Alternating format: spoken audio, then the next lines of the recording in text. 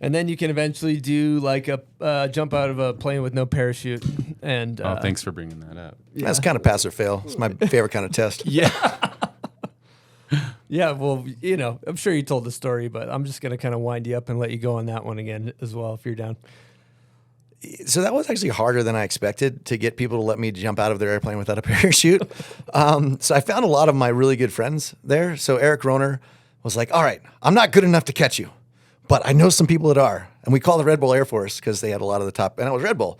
And went all the way to like Dietrich, like the president, the head honcho at Red Bull. And he's like, yeah, don't let this guy do that. He's like, we want to support, they wanted to support me in whatever I did, but they're like, I just feel like he's going to die. So then they took away all of like our top people that were going to catch me. And then I was like, in the US, everyone's like, oh no, the pilot's going to lose their license, blah, blah. So we found a pilot that didn't have a license. That was like 16. And then we found a military guy, Plammer. He's a freaking awesome dude. He was a JTAC. And he's like, yeah, I don't really need a license for anything. Like they dropped me in overseas. It's fine. And then we had then this guy, MX was, he just like motocross a lot. He's like, I'll film it, not having anything to do with it, but like, we're good. And then another kid, who only had like 10 or 12 skydives, but he was a tunnel rat. So he's like, I don't really need my skydive license. I can I just fly in tunnels. That's where I make my living. So we got all these hodgepodge crew together. They're very good at what they do. They were amazing. And we went and we did it. And we went to Puerto Rico, which turns out is territory of the U.S., which I should know because my family's from Puerto Rico. So I still lost my license for quite some time, paid a couple fines. And the USPA was great. They're like, look, you're an idiot. Like, we mean this with all due respect. You're not the first person to jump out of a plane without a parachute, but you're the first dumbass to post it on YouTube. So, like, we have to do something because we have to make sure that no one else does this. And the pilot's in trouble. Who's the pilot? We're like, I don't know. Like, well, what was his license? Like, definitely don't know that.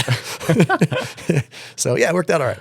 Oh my god! Oh my gosh, that's insane. Yeah, how are the nerves like before that? How were you feeling before you just hopped out of that? It was a Matt Hoffman moment, and so let me go back to the beginning where I'm sitting at the edge of a cliff with Matt Hoffman, the Condor, one of the greatest X Games legends, action sports icons, my probably all-time hero if you're gonna like break it down to one person, and he's like way back from the cliff, and I'm a little nervous. Like I didn't have a parachute on. So like we're looking at the Grand Canyon and then like, I feel like it was my wife and like all the, like the wives, the girlfriends, the moms are all just like hanging out at the edge of the cliff.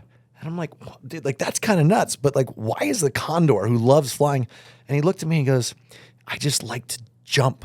So I'm so nervous that when I get to the edge, I'm just not going to jump. And I'm like, wow, that's like, you're nuts.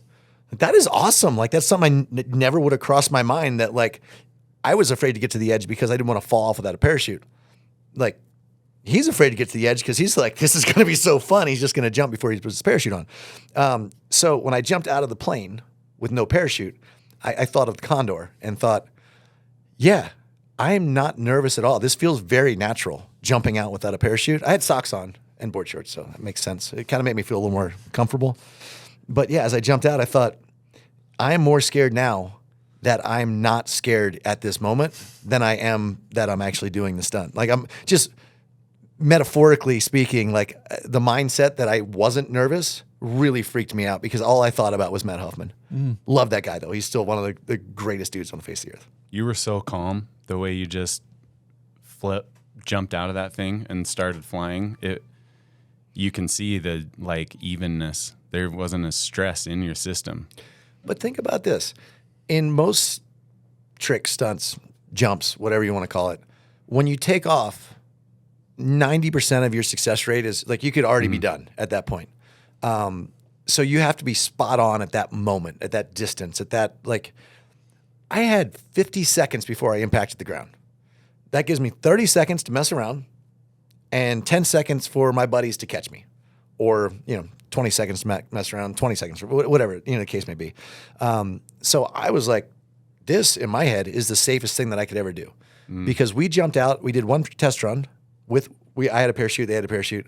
I tried to get away. Like I tracked as hard as I could. I did 2 flips. I opened up, they got to me, they connected. I let go, like unhooked, try to get away again. They got to me, they connected, and then they opened the chute. And I was like, if I can try to get away from these guys and can do this twice, if I'm trying to catch them, like we got this is a no-brainer. In my head anyway. Maybe I had too much faith in my friends. Yeah, you gotta Calculated have risk. you gotta have a crazy mental bandwidth to not think about the what ifs in that type of situation. You know, Yeah. what about human error? But that's why you are who you are. That's why nobody else is gonna do that shit. You know. It was fun. Well, everyone's like, "You gonna do it again?" Like, no. Why? Good But answer. Johnny Utah did it. So how hard could it be? True.